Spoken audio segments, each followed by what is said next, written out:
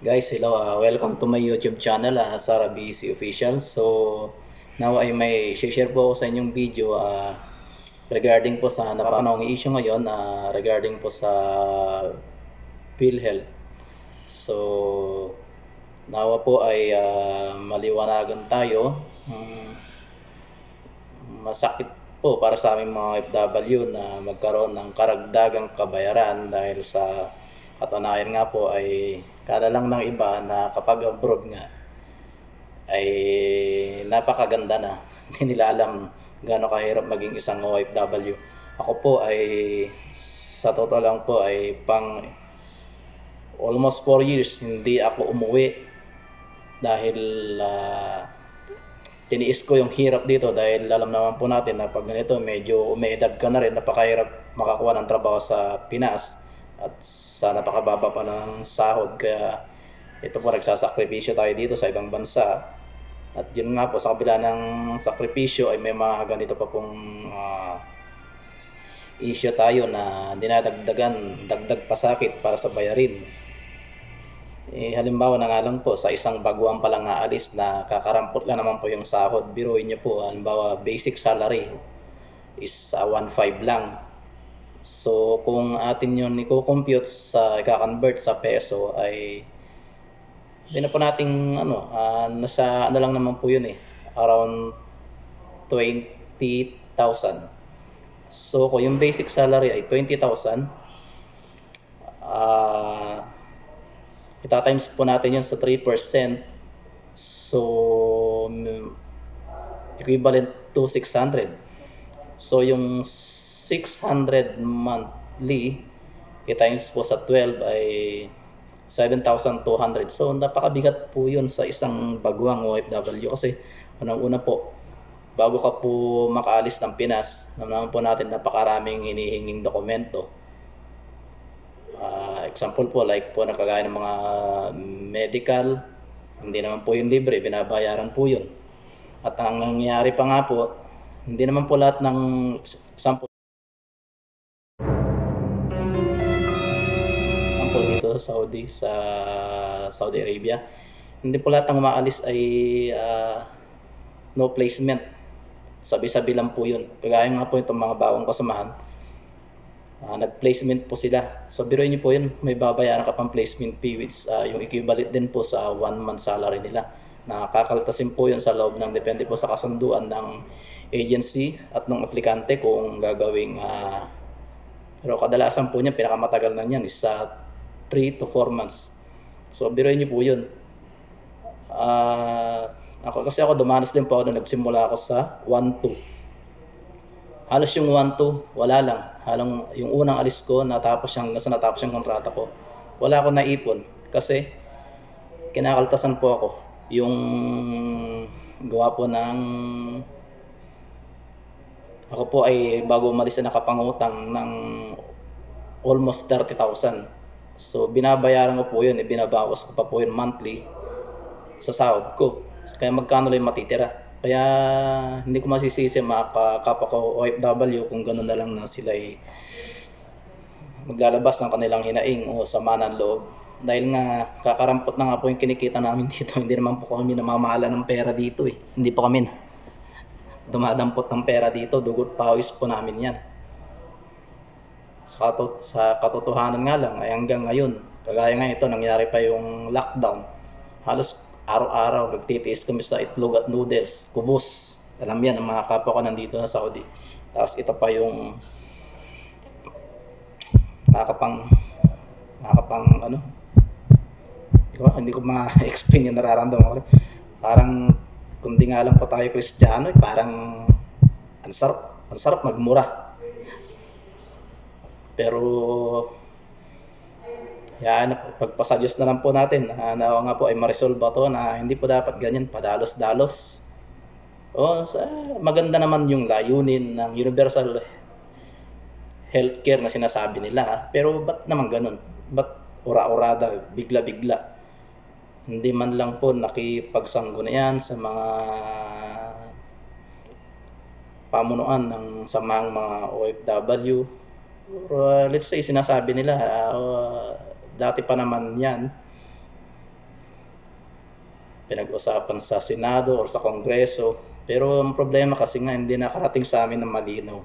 Tinaon pa ngayon na alam naman na krisis na marami ngayon mga kababayan na no work, no pay.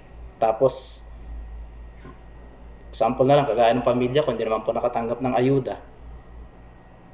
Which is dapat sabihin nila, kami yung bayaning walang bantayog. Kami yung bayani, kami yung number 1 na contributor sa tax ng mga OFW, pero kami yung wala. Sa katwiran ay ipaubaya na sa mga mahihirap, sa mga wala talaga, kasi mas nakakaangat naman kami. Nakakaangat sa utang. Mas, nakaka-disappoint. So yun po, puputulin ko na po muna itong aking video at punta na po tayo sa aking share po sa inyo para maliwanagan po tayo. Yung kaibigan, ginawa ko po ang video na ito hindi po para takutin ang mga OFW, bagkus para po tayo ay maging aware, para mapaghandaan po natin ang mga bagay-bagay na nakaapekto sa atin bilang isang OFW. Okay, to be specific, ang pag-uusapan po natin sa video for today is about the new guidelines, kung magkano nga ba yung babayaran na ng OFW related sa PhilHealth contributions, at tuwing kailan niya ito pwedeng bayaran, at ano ang mangyayari sa kanya pag hindi po niya nabayaran ang contributions na ito. Okay? So kung bago pa po sa channel ko, please don't forget to click the subscribe button at yung notification bell para updated po kayo sa mga upcoming videos ko. So magbibigay lang po tayo ng brief overview tungkol po dito sa PhilHealth contributions na ito. Bakit nga ba tumaas ang PhilHealth contributions sa mga OFW? Okay? So just going back, pinirmahan po ng ating mahal na Pangulo earlier in 2019 yung Universal Healthcare Act. Ito po ay naglalayo na mabigyan lahat ng medical services, lahat ng Pilipino. Okay?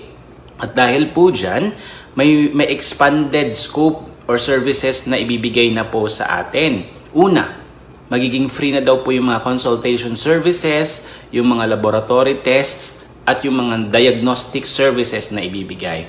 So, syempre, dahil po may mga ganong added scope, malamang kakailanganin po ng malaking pondo niyan. At syempre, isa po sa na-target po nila na income generating ng pondo is yung mga overseas Filipino workers. Okay? So pag-uusapan na natin ngayon kung magkano na nga ba ang babayaran na PhilHealth contributions ng isang OFW. Dati po, ang binabayaran po natin sa PhilHealth ay 2,400 per year. Okay? Alam nyo po yan kasi hindi po kayo bibigyan ng OEC, ng Overseas Employment Contract, pag hindi po kayo nakapagbayad ng PhilHealth contributions. Okay? Ngayon po, meron po silang nilatag na programa. Okay? So, ang ceiling po ngayon, dati po kasi fixed rate, 2,400 per year, regardless kung magkano ang sahod mo as OFW, 2,400 per year. Pero ngayon po, salary based na po ang pagbabayad ng PhilHealth contributions. Okay? Ano po siya? Magsisimula po siya sa 2.75% ng MBS mo, monthly basic salary. From 2.75% in 2019, aabot na po siya ng 5% until 2024 or 2025. Okay? So pag-uusapan po natin ang taong 2020. Okay, ang ceiling ngayon, ibig sabihin ito, kunyari, ang sahod mo, ang basic salary mo ay 60,000 pesos per month. So, ang monthly na babayaran mo sa PhilHealth ay 60,000 pesos times 3%. So, 1,800 per month multiplied by 12 months, that makes it 21,600. So kung dati, nagbabayad ka po ng 2,400 sa isang taon, ngayon po kung ang sahod mo ay 60,000 pesos per month or more, ang babayaran mo na po sa PhilHealth ay 21,600. Imagine yung pagtaas po niya, almost 8 times, 8 beses ang pagtaas po niya, okay? At hindi lang po yan ang hindi masyadong magandang balita. Every year tumataas po yun. As what I have mentioned, yung rate from 2.75 tumataas po yan every year. Aabot po yan ng 5% until 2025. Ganun din po yung ceiling, di ba? Yung 60,000 na ceiling, ngayong 2020, pagdating po yan ng 2025, 100,000 na po ang ceiling. Let's say, moving forward, kung ikaw po ay isang OFW na may monthly basic salary na 100,000 or more.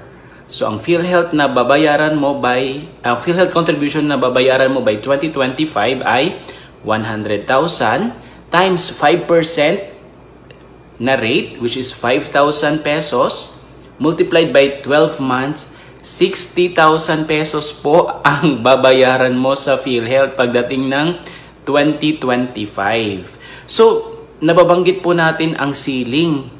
Ano po bang ibig sabihin ng ceiling?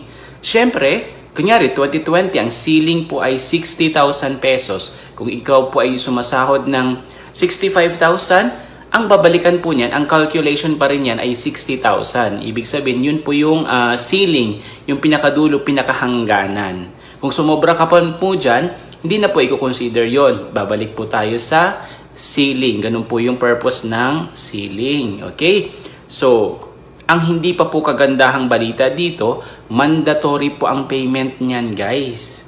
Alam naman po natin na hindi po tayo bibigyan ng overseas employment contract pag hindi po natin nabayaran yung PhilHealth. So, paano natin? Paano arrangement naman ngayon sa pagbabayad ng PhilHealth contributions? Let's say, by 2020, aalis ka. Diba? So, yung calculation ng PhilHealth contributions mo, ng babayaran ay, yun nga, 60,000 times 3%, which is 1.8 per month, times 12, 21,600. Dahil po ang 2020 ay transition year, di ba? Ngayon pa lang po kasi nila parang ini-implement 'yan. So binibigyan pa po tayo ng medyo maluwag na tawag nito na treatment ngayon. So ang payment mo niyan, 21,600, ang hihingin muna nila sa iyo, ang pababayaran muna nila sa iyo this year is 2,400 bago ka bigyan ng OEC. Okay? You have the option. Kung kaya mo naman bayaran yung 21,600, di ba? Why not? Bayaran mo na agad kung kaya mo. Pero kung hindi mo kaya, ang pipilitin nila, ang mandatory na hihingi nila sa iyo ay 2,400. At yung balance po noon, may option ka pa. Kung pwede mo siya bayaran quarterly or once a year. Pwede mo siyang bayaran before the end of the year. Okay? At ang hindi pa po kagandahang balita, kunyari, nag-option ka, kung hindi ka po makapagbayad on time, meron po siyang interest at mga penalties, which is dapat daw hindi aabot ng 1.5% interests per month pag ikaw po ay nagkaroon ng default sa payment ng iyong PhilHealth contribution. So, di ba? Sobra na po talaga siyang tawag nito, mabigat na pasanin para sa mga OFW. Actually, ang medyo apektado talaga nito ay yung ating mostly yung ating mga kasambahay. Let's say, si Kabayan, ang sahod po niya monthly, ang monthly basic salary po niya ay 20,000. So, i-multiply po natin yan at 3%. So, imagine that, 600 pesos po niyan ay mapupunta na po sa PhilHealth monthly. Multiplied by 12, 7,200 po ang kailangan niyang ibigay sa PhilHealth. Okay? So, sana naman guys, nagkaroon po ito ng consultation sa mga grupo ng mga OFW. I'm sure nagkaroon naman. Kaya nga naman naging ganap na ito na batas at naging naipatupad na. Kasi, di ba, for sure nagkaroon naman ng consultations. Okay? At ang hindi lang nito maganda kasi nakalink po siya sa pagbibigay ng OEC. which is sabi nga po ni Madam Susan Ople, siya po yung parang head ng OFW Advocate something, na yung OAC, ang purpose po niyan dapat is to identify and protect yung OFW and not as a means to collect yung mga ganitong fees ng ibang ahensya ng gobyerno, which is yung PhilHealth, okay? And guys, sana po magkaroon ng review at review po nila yung, alam naman natin yung PhilHealth ay isa po siyang government-owned and controlled corporation, di ba? So sobra pong napakalaki ng mga sahod ng matataas ng opisyalis sa PhilHealth. Sana po maayos muna nila yung corrupt na sistema nila dyan. Kasi sobra namang nagsasuffer na talaga yung mga OFW. Imagine, pag may mga ganitong klaseng pagkukunan ng pondo, OFW po talaga ang nakikita nilang main target. So sobrang nakakalungkot lang guys. Okay? So sana wala po tayong nang magagawa kasi ito po ay ganap ng batas. Okay? Kaya po ginawa ko ang video na ito para po mapaghandaan natin ang mga bagay-bagay kasi this is an added expense on our part. Okay? Hindi naman po tayo tutulungan ng ating employer. Lahat po ng PhilHealth contributions ng OFW, sagot yan to be shouldered by the OFW itself. Unlike sa Philippines, na naghahati po ang employer at yung employee sa contributions. Pag OFW, solong-solo mo. So hopefully, by this time, nagkaroon na po kayo ng konting idea kung ano po yung mangyayari sa PhilHealth contributions. Baka sakaling uuwi po kayo at kukuha po kayo ng overseas employment contract, at least hindi na po kayo ma-surprise, hindi na po kayo ma-shock na bakit ang laki-laki ng babayaran ko. Okay? Ilalagay ko po yung link sa description box ng video na ito at basahin nyo pong mabuti ang circular, ang memorandum, ang advisory galing PhilHealth. At if in case may mga katanungan pa po kayo, pwede po kayong mag-comment sa video na ito or pwede po kayong mag-send sa akin ng private message para po masagot ko po kayo, okay? Marami pong salamat and God bless.